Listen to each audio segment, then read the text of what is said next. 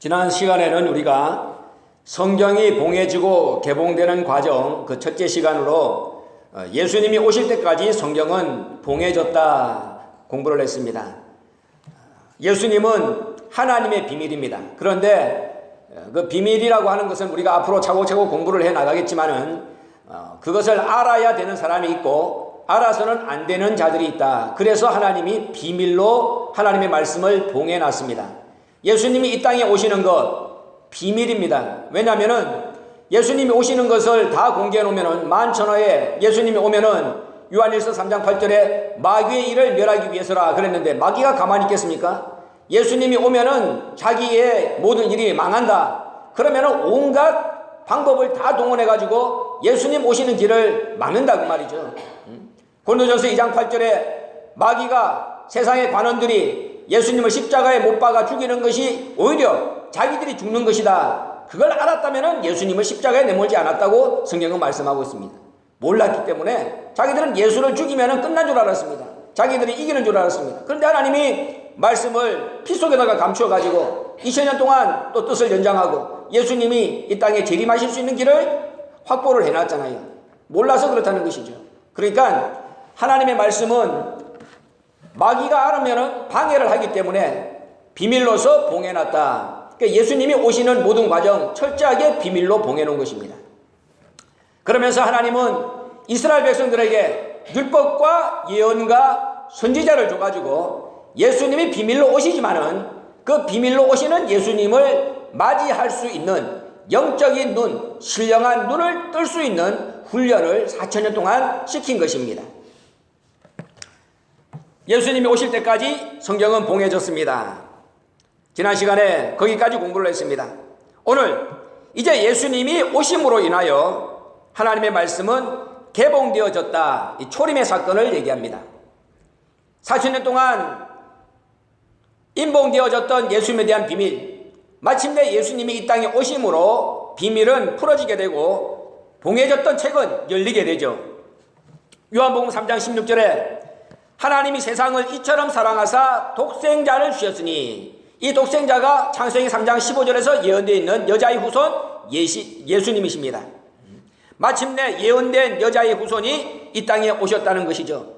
창세기 3장 15절이 요한복음 3장 16절에서 예언이 성취가 되었다 하는 말입니다. 그런데 이렇게 오신 예수님을 이스라엘 백성들은 어떻게 했느냐? 분명히 갈라디아 4장 4절에 때가 차서 왔다 그렇게 말씀했습니다. 때가 찼다는 말은 이스라엘 백성들이 예수님을 알아볼 수 있는 정도가 되었다. 비밀로 오시지만은 비밀로 오시는 예수님을 알아볼 수 있는 신령한 눈을 이제 이스라엘 백성들이 뜰 수 있겠구나. 하나님이 그렇게 인정하시고 그것을 때가 찼다고 말씀하신 것입니다. 그리고 예수님을 자기 땅에 자기 백성에게 보냈습니다. 그런데 어떤 일이 벌어졌느냐? 요한복음 1장 10절을 보면은 이스라엘 백성들은 자기 땅에 오신 예수님을 알아보지 못했다 이렇게 말씀하고 있습니다. 요한복음 1장 11절에 알아보지 못하니까 영접하지도 않았다 이렇게 말씀하고 있습니다. 그리고 요한복음 6장 42절을 보면은 목수의 아들로 왔다고 영접은커녕 내쫓았습니다. 알아보지 못하고 또 영접도 안 하고 아예 발로 차서 내쫓아버렸다 하는 말씀이죠. 구약 성경을 통해서 하나님께서 4000년간 부지런히 가르치고 또 가르치고 마음의 밭을 갈고 또 갈아서 마지막 비밀을 풀 수 있는 그러한 열쇠를 안겨줬다고 생각하고 예수님을 보내줬는데 한순간에 그 모든 하나님의 구속사가 세상 말로 꽝이 되고 말았다 하는 말입니다. 그러나 예수님은 이 땅에 오셔가지고 당신이 3년 동안 공생애를 전개를 하시면서 이제 인봉되었던 말씀을 공개를 하기 시작하십니다. 예수님은 이 땅에 오셔가지고 새 말씀을 선포했죠. 새 말씀을 선포했습니다. 분명히 권세가 있는 새 말씀이라 그랬습니다. 그러니까는 지금까지 들었던 율법과 예언과 선지자들이 전한 말하고는 다른 거야. 지난번에 얘기한 대로 율법과 예언과 선지자는 세례 요한 때까지라 그랬습니다. 세례 요한 때까지는 예수님을 만나게 하기 위한 다 기초 작업을 하는 사람들이에요. 마지막에 요한복음 1장을 보면은 예수님을 증거하는, 참빛을 증거하는 작은 빛 요한을 보내줬다. 요한은 빛이 참빛이 아니다. 예수에 대하여 증거하는 것이다. 근데 세례 요한은 마지막 증거자인 겁니다. 마지막 증거자.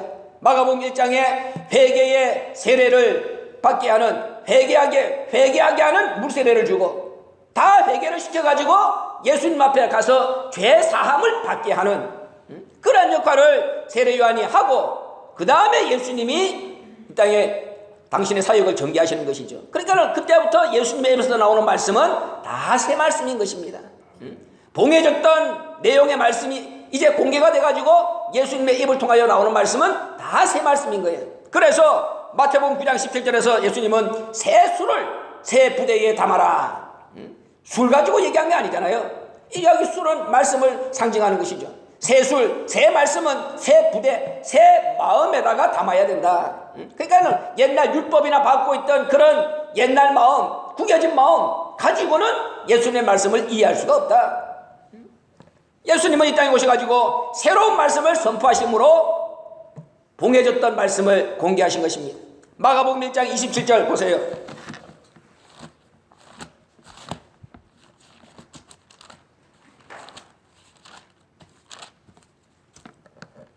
무사람이 그의 교훈에 논란이, 이는 그 가르치시는 것이 권세 있는 자와 같고 서기관들과 같지 아니함일러라. 예수님이 전하는 말씀, 예수님이 가르쳐 주시는 교훈이 권세가 있고 그 율법이나 가르치던 서기관들과 같지 않다. 깜짝 놀란 겁니다. 새로운 말씀을 듣는 사람들이. 그 다음에 22절 보세요. 27절 보세요. 다 놀라 서로 물어 가로되 이는 어찌미뇨 권세 있는 새 교훈이로다. 더러운 귀신들을 명한즉 순종하는도다 하더라. 권세가 있는 뭐라 그랬습니까? 새 교훈이로다. 마태복음 7장 28절과 29절을 봅니다. 예수께서 이 말씀을 마치심에 무리들이 그 가르치심에 놀래니 이는 그 가르치시는 것이 권세 있는 자와 같고 저희 서기관들과 같지 아니함일러라. 이렇게 예수님은 새 말씀을 선포하시면서, 새 말씀이기 때문에 그 말씀에 권세가 있는 거야.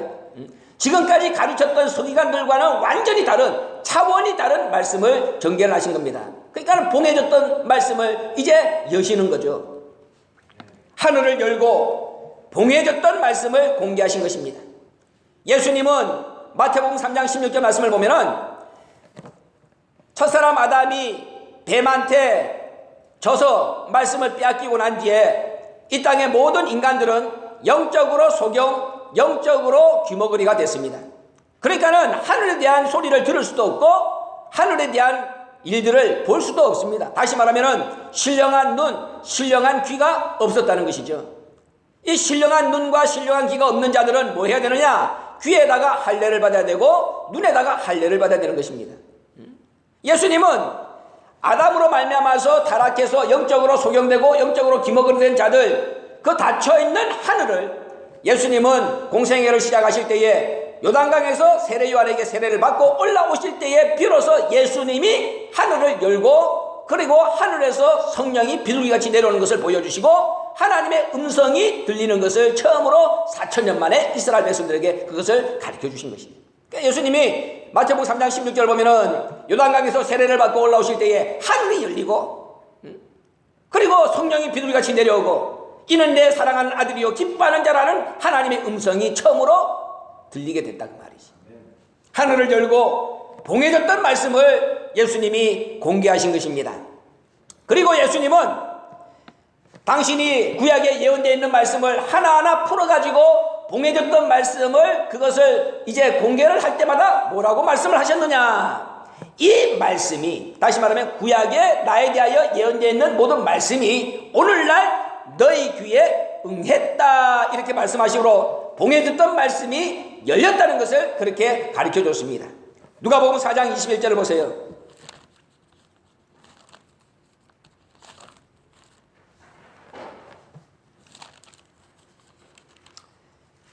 읽기는 16절부터 읽어야 됩니다. 그런데 시간 관계상 20절과 21절만 읽겠습니다. 책을 덮어 그 맡은 자에게 주시고 앉으시니 회당에 있는 자들이 다 주목하여 보더라. 이에 예수께서 저희에게 말씀하시되 이 글이 오늘날 너희 귀에 응하였느니라.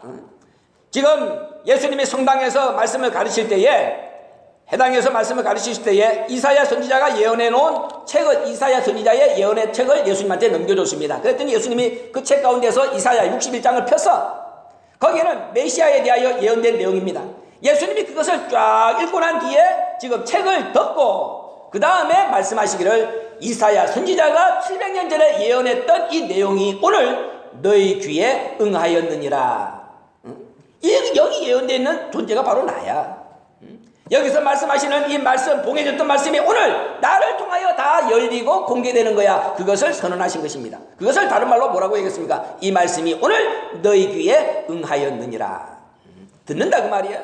처음으로 듣는다 그 말이야. 예언이 성취가 됐다는 그 말씀이죠. 이렇게 예수님은 말씀을 열었습니다. 봉인된 예언의 말씀이 마침내 예수님이 이 땅에 임해서 공생애를 시작하시면서 말씀의 비밀의 뜻을 가르치실 때에 마침내 그 모든 예언의 말씀들이 성취되었다는 말을 말씀이 응했다. 그렇게 예수님이 선언을 하신 것입니다.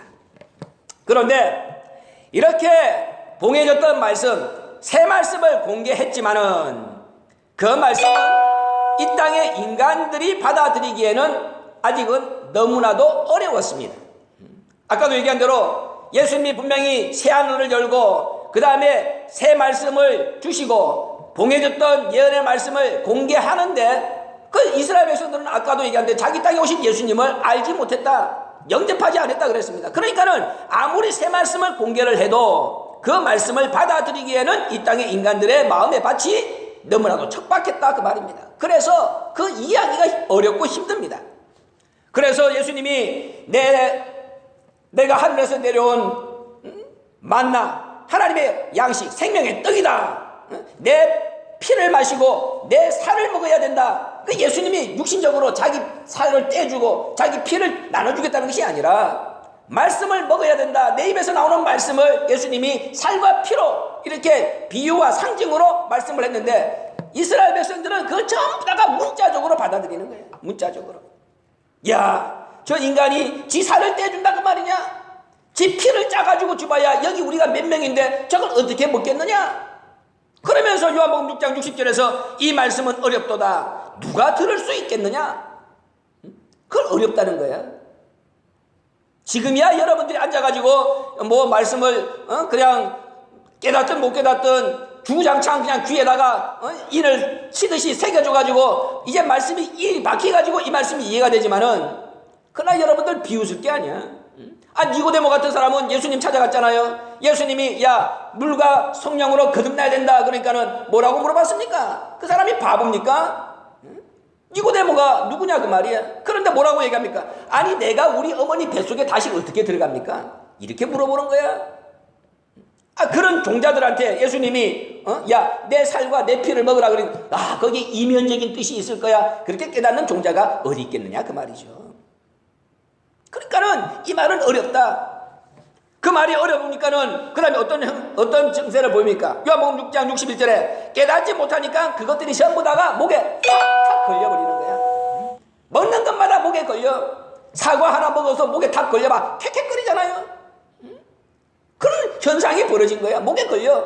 아니 말씀을 먹으면 소화가 돼가지고 뱃속에 쑥 내려가야 그게 피가 되고 살이 될 거 아니야. 내 영혼을 윤택하게 할 거 아닙니까? 그런데 먹는 것마다 목에 걸려. 그러니까 오바이트 해야 돼. 있던 것까지도 다 시험 들게 됐다 그 말이지. 목에 걸린 겁니다. 그래서 요한복음 6장 68절 보면은 다 떠나고 말았다. 아무리 예수님이 새 말씀을 공개를 해도 깨닫지 못하고 들을 수가 없으니까 목에 걸리니까는 떠나버리는 겁니다. 요한복음 6장을 보세요.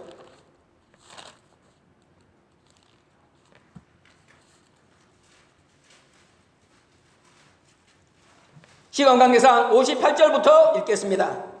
이것은 하늘로서 내려온 떡이니 조상들이 먹고도 죽은 그것과 같지 아니하여 이 떡을 먹는 자는 영원히 살리라. 이 말씀은 예수께서 가버나움 회당에서 가르치실 때에 하셨느니라. 제자 중 여럿이 듣고 말하되 이 말씀은 어렵도다 누가 들을 수 있느냐 한데 예수께서 스스로 제자들이 이 말씀에 대하여 수군거리는 줄 아시고 가라사대 이 말씀이 너희에게 걸림이 되느냐 그러면 너희가 인자의 이전 있던 곳으로 올라가는 것을 볼 것 같으면 어찌하려느냐. 야, 내가 한 이 말도 너희가 소화가 안 되는데 이것보다 더 큰 일을 앞으로 내가 해야 되는데 너희들 그거 보면 감당할 수 있겠느냐 그 말입니다.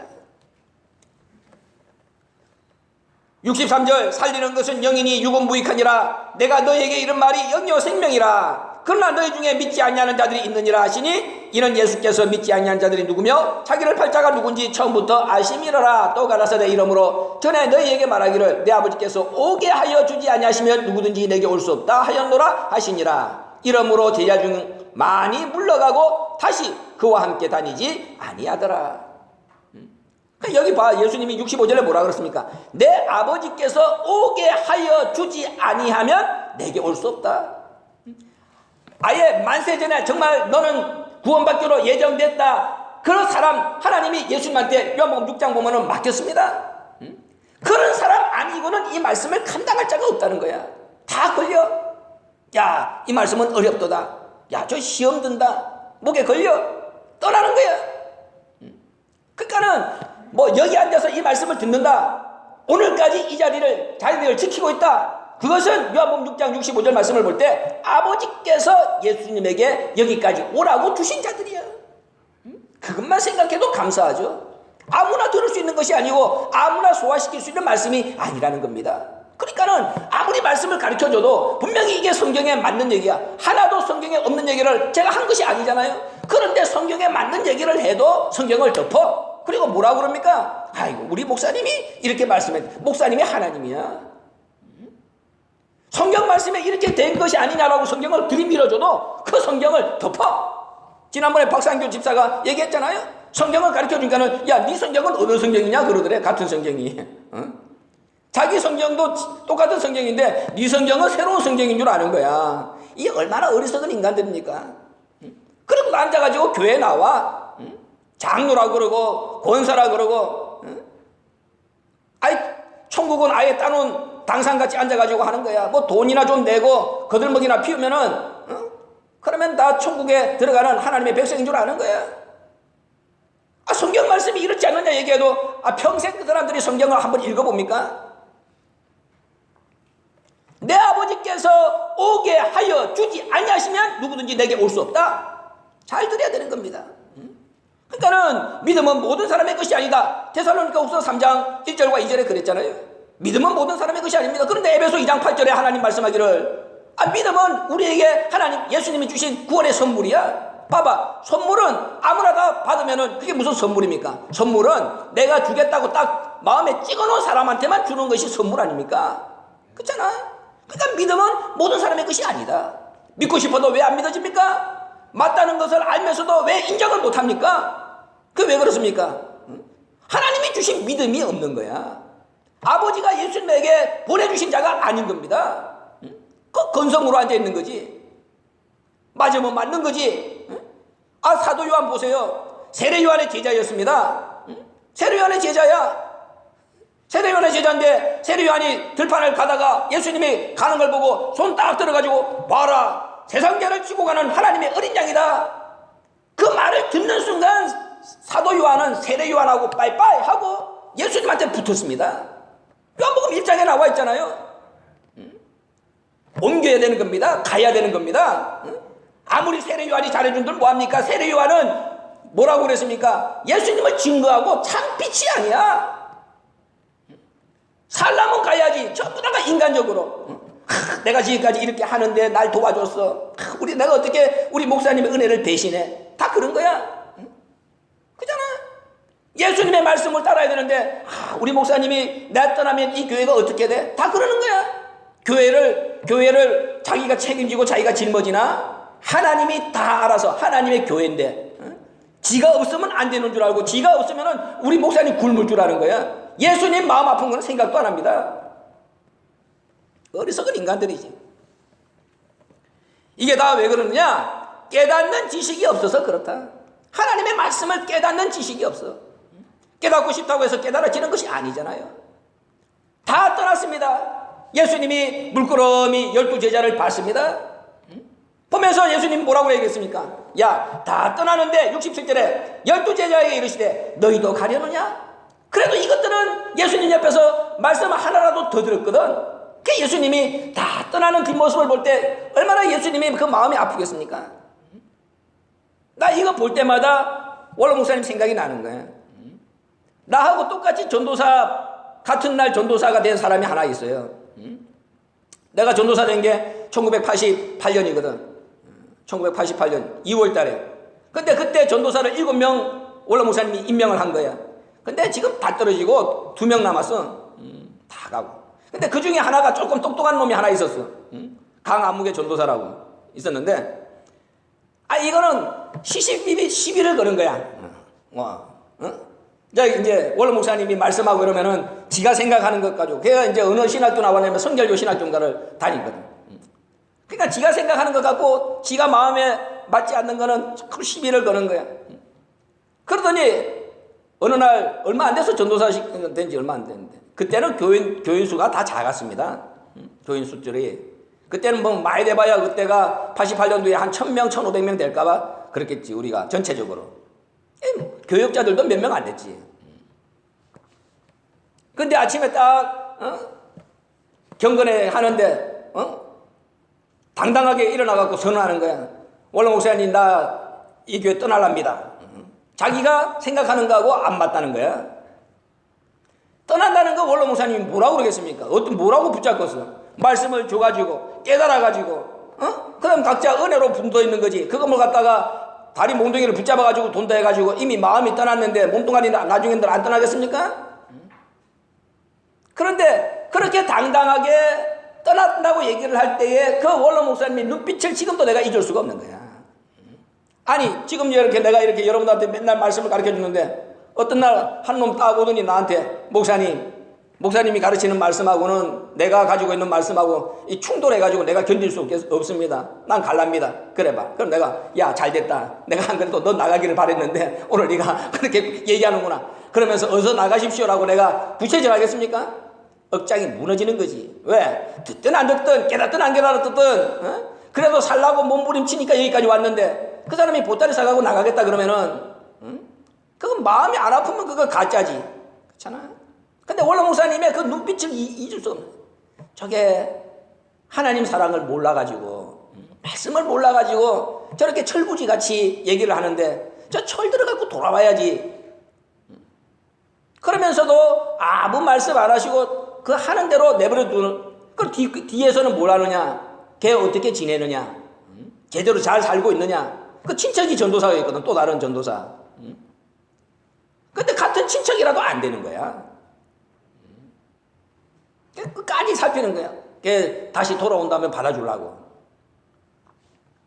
여기 봐봐. 너희도 가려느냐? 그 예수님 그래 물어볼 때 그 베드로가 뭐라고? 주여, 영생의 말씀이 계심에 우리가 니게로 가오리까.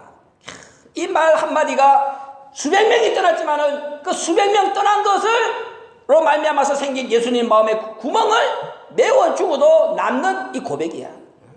영생의 말씀이 계시오매. 그럼 저것들은 떠난 것들은 뭐라고 말이야? 영생의 말씀을 얻고 모르는 놈들이라 그 말 아니야. 영생의 말씀이 계심에 우리가 니게로 가오리까.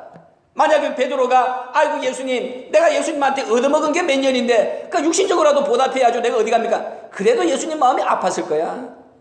근데 여기 베드로가 제대로 고백을 했잖아. 영생의 말씀이 여기 계신데 내가 어디로 가오리까? 그러니까 베드로는 예수님 입에서 나오는 말씀을 영생의 말씀으로, 야, 내 살을 먹고 내 피를 마셔야 산다 할 때 그것이 육신의 살과 피를 얘기하는 것이 아니다. 그 정도는 베드로가 깨달았다. 그러니까 예수님 마음이 흐뭇한 거야. 영생의 말씀이 계시오매 우리가 니게로 가오리까. 이런 깨닫는 지식이 없어서 다 망하고 만 것이다. 호세아 4장 6절에 그렇게 말씀했습니다. 내 백성이 지식이 없으므로 망하는도다. 지식이 없어서 망하는 겁니다.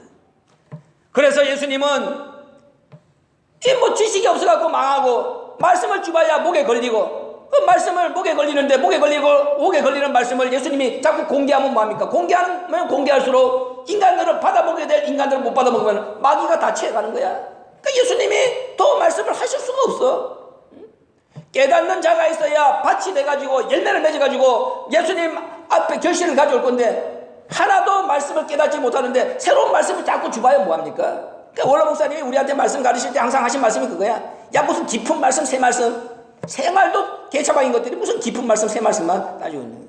그럼 머리통만 커가지고 발이 없어, 기초가 없어. 그러니까 뭐야? 지혜로운 마귀 새끼. 원래 목사님 하신 말씀이 저것들 다 지혜로운 마귀 새끼. 왜? 말씀을 가르쳐주면 그걸 전부 다 마귀 입에다가 갖다 쳐여주는 거야. 하나님의 뜻을 이루라고 준 말씀을 자기가 이해를 안 되니까는 전부 동네방네 갔다가 누구같이? 노아의 아들 한같이 자기가 아비 하체를 봤어. 그 본 것만 해도 죄송스럽고 아니 셈하고 야벳은 뒷걸음질 해가지고 안 보려고 몸부림을 쳤잖아. 봤는데 함은 나가서 뭐 했습니까? 동네방네 까발린 거야. 오늘날 말하면은 자기 아버지 하체를 봤는데 야 우리 아버지 보니까는 뭐 물건이 작더라 크더라 동네방네 까발렸다 그 말입니다. 왜 그랬느냐? 함이 평상시에 자기 아버지 노아에 대해서 마음에 억하심정이 있었다 그 말이야. 그러니까 그걸 갖다가 잘 됐다 내가 하나 꼬투리를 잡았구나 나가서 망신시키자 이 꼬라지야. 그래서 그 집이 망한 겁니다. 망한 거야. 망하는 게 그냥 망하는 게 그런 이유로 망하는 거야. 말씀을 몰라서. 지혜로운 마귀 새끼가 되고 기초가 없어. 말씀을 주면 뭐 하겠습니까? 그잖아.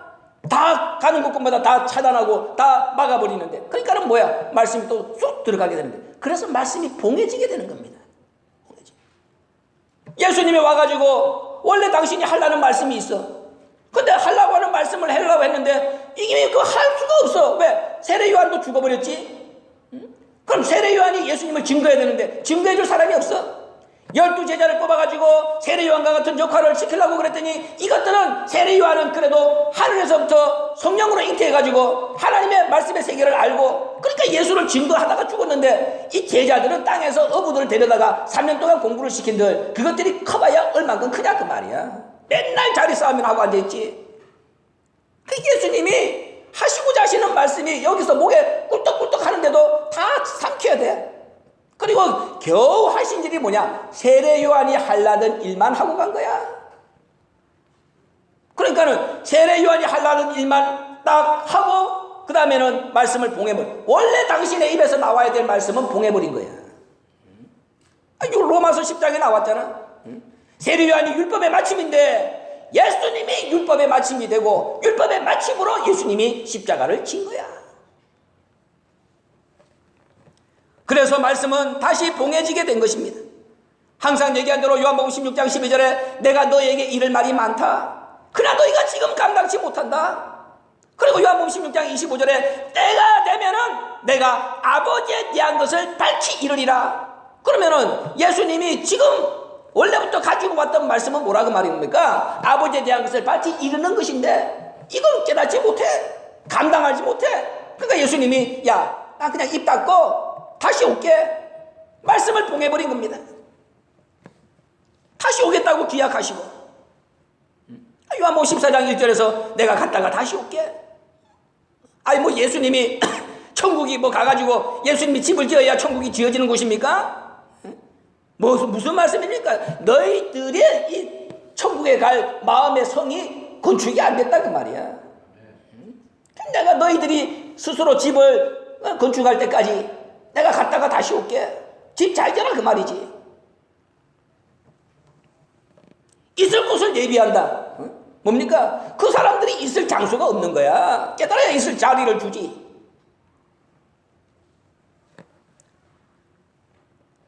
(4,000년) 만에 참으로 기다리다가 하늘의 문을 열고 말씀을 개봉을 했는데 그 말씀을 깨닫지 못하니까 말씀이 다시 임봉되고 말씀이 다시 임봉되니까 하나님의 때는 그만큼 후퇴하게 된 것입니다. 재림 때까지. 그렇잖아. 재림 때까지. 예수님이 한 번 오면은 뜻을 이루는 것이지 왜 뭐가 하나님이신데 부족해가지고 예수님이 갔다가 또 올게 재림을 약속합니까? 누구 때문입니까? 하나님이 부족해서입니까? 인간들인 거야. 마태복음 11장 13절에 원래 율법의 마침은 세례 요한입니다. 그런데 로마서 10장 4절에 예수님이 율법의 마침이 되시니라. 세례 요한의 역할밖에 감당하지 못했다고 말이에요. 그러면은 예수님이 원래 하려고 했던 일은 못했으니까는 재림해가지고 하셔야 될 거 아니냐 그 말이에요. 그럼 그 일을 하고 난 뒤에 뭐 심판이 있든지 구원이 있든지 할 거 아닙니까? 세상 끝이 오든지 간에. 그잖아. 근데 그걸 하려고 그러니까는 예수님이 두 번째도 인자로 와야 되는 거야. 인자로. 왜 인자로 와야 되는가를 알아야 되는 것이죠. 세례 요한의 역할만 감당하고 가신 예수님 본래의 사명을 감당하기 위해서 재림하시고 그래서 다시 인자로 오시고 그래서 말씀의 뜻을 완성해야 세상의 심판이 오는 겁니다. 마태복음 3장 11절에 세례 요한은 물로 세례를 준다 그랬습니다. 예수님은 성령과 불로 세례를 준다 그랬습니다. 그런데 예수님이 공생에 3년 하시면서 성령과 불로 세례를 줬습니까? 아닙니다. 예수님이 부활하시고 난 뒤에 요한복음 20장에서야 제자들한테 처음으로 성령을 받아라 그런 거야. 예수님 공생의 3년 동안에 예수님 성령 세례 주지도 못했어. 불 세례는 뭐 아예 안 주고. 분명히 요한복음 4장을 봐봐. 세례 요한의 제자들이 선생님 저기 당신한테 세례를 받은 예수라고 하는 자가 저쪽에서 세례를 주는데 우리보다 많습니다. 제자들이 세례 요한한테 그렇게 얘기할 때 분명히 예수님이 물세례도 안 준 거야. 누가 줬다? 제자들이 줬다. 그렇게 나와 있는 거야. 예수님은 물세례도 안 준 겁니다. 세례를 줬다니까. 예수님이 원래 줄 세례가 성령 세례고 불 세례인데 예수님이 물세례를 주겠습니까? 공생애 때 못 주시고 부활하신 다음 요한복음 20장 22절에 제자들한테 성령을 주시고 사도행전 1장 4절 사도행전 1장 24절 보면은 그때의 초대교회의 성령의 역사를 그때야 허락하신 것입니다.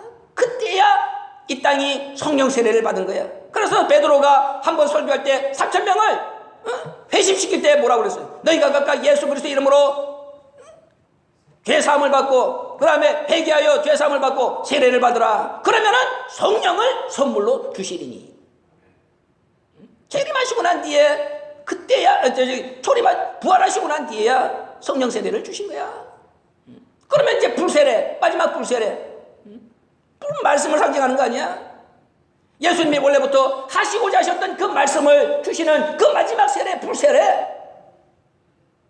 그것까지 받아야 세례 요한을 통한 물세례, 예수님을 통한 성령 세례, 재림하신 예수님을 통한 마지막 불세례 완성되는 겁니다.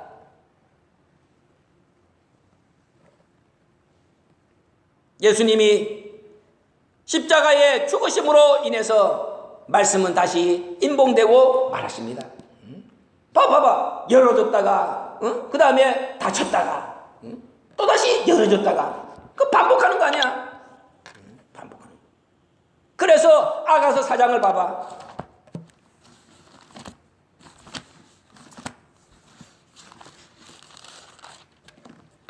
12절 보세요. 나의 누이 나의 신부는 잠근 동산이요 덮은 우물이요 봉한 샘이로구나. 항상 열려있는 게 아니야. 동산은 많은 사람이 들어와가지고 아름다운 꽃을 즐기고 누려야 되는 거야. 그런데 때때로는 뭐야? 잠겨. 또 열릴 것을 전제로 했으니까 잠근 동산이지. 그 다음에 덮은 우물은 그 물을 마시라고 있는 거야. 그런데 이것이 감당을 못할 때는 우물이 덮여져야 되는 거야. 또 봉한샘 마찬가지입니다. 이렇게 하나님의 말씀이 열렸다가 닫혔다가 열렸다가 닫혔다가 하면서 구원의 마지막을 향하여 달려박질 한다는 것을 이렇게 비유로 말씀하신 거예요. 나의 누이는 잠근 동산 덮은 우물 봉한샘이로다. 그러니까 여러분들도 말씀을 받고 말씀을 전할 때 여러분들이 뭐 아무나 야 이거 뭐 말씀을 하나 뚝 주면은 세상에 마귀가 얼마나 많습니까? 그것도 모르고 또 말씀을 뭐 받아들이는 척 하면은 이 어리석은 사람들이 전부 다가 혹해가지고 자기가 아는 거에다가 자기가 모르는 것까지 더해가지고 막 주는 거야. 그 혹시 하나 건질 줄 알고. 나중에는 그 사람 시험 들어 떨어질 뿐만 아니라 지도 시험 들어 떨어져. 말씀을 줄 때에 성도도 마찬가지야. 때로는 줘야 될 사람이 있고 때로는 안 줘야 될 사람이 주면 걸릴 사람이 있어 목에.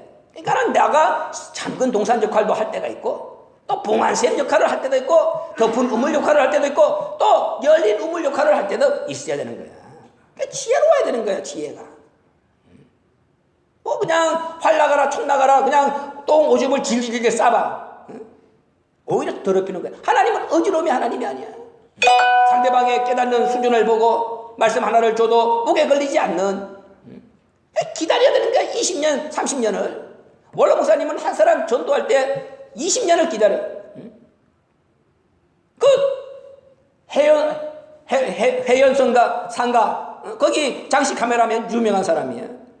그분을 전도하는데 원로 목사님이 20년. 그 카메라를 좋아하시니까 맨날 거기 가가지고 시간 날 때마다 그분하고 대화. 처음에는 그분이 몇 년 지나도 목사인 줄을 모른 거야. 근데 카메라에 대해서 조예가 깊고 그분을 예수 믿으라 전도 한 번도 한 적이 없는 거예요. 근데 20년 만에 전도돼가지고 자기 스스로 교회 등록. 그럼 장로가 됐어. 그리고 그 사위가 유정훈 목사. 지난번에 당회장 하던 사람이야. 봐봐. 20년 돼가지고 나와가지고. 그러니까는 이렇게 사람 하나 우리가 구한다 그럴 때 얼마나 마음이 조급해. 당장이라도 내가 말씀 주면은 그 사람이 혹해가지고 하나님의 백성 될 것 같지. 그렇게 될 것 같으면은 하나님의 뜻이 애시당초 이루어졌지 뭘 6천년이나 걸리겠습니까? 사람 하나 건지는데 그렇게 쉬운 일 아닙니다. 쉽게 생각하면 안 돼. 만만하게 생각하면 안 되는 거야. 예수님까지 잡아 죽인 종자들인데 얼마나 악합니까? 뭐 내 말 한마디에 세상이 뒤집어질 것 같습니까? 그런 거 같지. 원로 목사님이 지리산에서 기도하고 내려오실 때는 그런 줄 알았어요. 그 당시에 전도지 찌라시 돌린 거 보면은 오늘날 듣지 못하는 그 원색적인 표현이 많아. 하나님의 시급한 경고. 근데 그렇게 해봐야 사람들이 금방금방 혹할 줄 알았는데 이게 예수님 오실 때하고 똑같은 거야. 자기 백성이 알지 못해, 깨닫지 못해. 사람들의 마음은 너무 여유로워. 하나님의 의중하고는 상관이 없는 거야. 그러니까 때가 지연되는 겁니다. 우리가 그런 시대를 살고 있는 거야. 한 사람 구하는 것이 얼마나 어려운지. 구하는 것도 어렵지만은 지자리 지키는 것도 어려운 거야. 지자리 지키는 것도. 어제도 어떤 분하고 내가 30분 동안 통화를 했어. 자기 생활이 꼬이고 또 꼬이는 거야. 자기 잘못은 보이지 않는 거야. 그러니까 자기 생활이 꼬이고 꼬이니까 나중에 입에서 나오는 것은 뭐냐? 하나님에 대한 원망. 그밖에 없어. 분명히 말씀 붙잡고 살아야 된다는 얘기를 하면서도 너무나도 생활이 힘드니까는 원망. 그 다음에 하는 얘기가 지금은 말씀도 귀에 들어오지 않습니다. 지금은 기도도 안 됩니다. 내가 그랬지. 그래갖고 육신적으로 또 고생해봐. 풀릴 것 같다. 안 풀려. 내가 당신 안 지가 5년이 지나. 5년 지나서 오늘날까지 당신의 생활 자체를 보니까는 어려워지면 더 어려워졌지? 그러면 지금 이렇게 어려운데 그때보다도 더 당신의 믿음은 떨어졌는데 이런 떨어진 믿음 가운데서 당신의 사업이 당신이 애쓴다고 일어날 것 같아? 완전히 가. 그럼 지금 이 시점이라도 늦었지만 깨닫고 하나님 앞에 내가 무엇이 잘못된 것인가? 그 관계 첫 번째 잘못 깬 단추 어디에 있는가? 그걸 찾아야 되는 거야. 그런데 갈수록 세상은 악하기 때문에 그나마 가지고 있던 말씀도 빼앗기는 거야. 그러면 생각해봐. 하나님이 잘못이야? 인간이 잘못이야? 하나님은 예레미야 애가 3장 33절에 인간이 고생하고 근심하는 거 하나님 본심이 아니라 그랬는데 그잖아? 하나님이 하나님의 백성은 이 버러지보다도 못한 것들이 고생하고 사는 것이 하나님 마음 기쁘다고 그걸 괴롭히겠어. 하나님이 그런 쫀팽입니까? 원인은 자기한테 있는데 그걸 모르는 거야. 다시 한번 겨우 4,000년 기다려가지고 오픈된 이 말씀 그거 감당하지 못해가지고 또 이것을 봉할 수밖에 없는 그 예수님의 무너지는 그 안타까운 심정 그리고 다시 계림을 통하여 이 말씀이 개봉되는 겁니다. 이런 모든 과정을 우리가 다시 한번 깨닫는다면은 하나님이 지금 이 시대에 정말 나한테 이 말씀을 공개하시는지 알게 뭐야? 내가 잘못함으로 말미암아서 또 이 말씀에 문이 닫히는 그런 일은 없어야 되겠다. 그런 마음과 그런 각오와 그런 결심으로 이 말씀을 받아야 되는 거야. 기껏 하나님이 나를 위해서 열어놓은 말씀인데 내가 잘못해보러 말미암아서 또 2000년 겨우 기다리셔가지고 예수님이 말씀을 공개했는데 나로 인하여 이 말씀이 닫히면 어떻게 되겠는가? 그런 심정으로 이 말씀을 받아야 말씀이 닫히지 않게 된다는 것을 명심하시길 바랍니다. 고마우신 아버지 감사합니다. 오늘도 주시는 말씀의 은혜 앞에 진심으로 감사합니다. 말씀을 열어서 이 말씀의 뜻을 완성하기를 원하시지만은 우리가 깨닫지 못하면은 또 안타깝게도 뜻은 지연되고 말씀은 또 봉해질 수밖에 없습니다. 오늘 우리에게 혹이라도 말씀을 열기를 원하시고, 아니 말씀을 열어서 이 땅에 이 귀한 말씀을 전개하시기를 원하시는 우리 하나님이시라면은 나로 인하여 이 말씀이 또 지연되고 후퇴되고 닫히는 일만큼은 없도록 우리에게 깨닫는 지혜를 주시고 열심을 주시고 이 말씀의 뜻이 우리 속에서 반드시 성취되고 다른 박질할 수 있도록 우리를 선하신 능력으로 이끌어 주시옵소서. 예수님의 이름으로 감사하기도 올려옵나이다.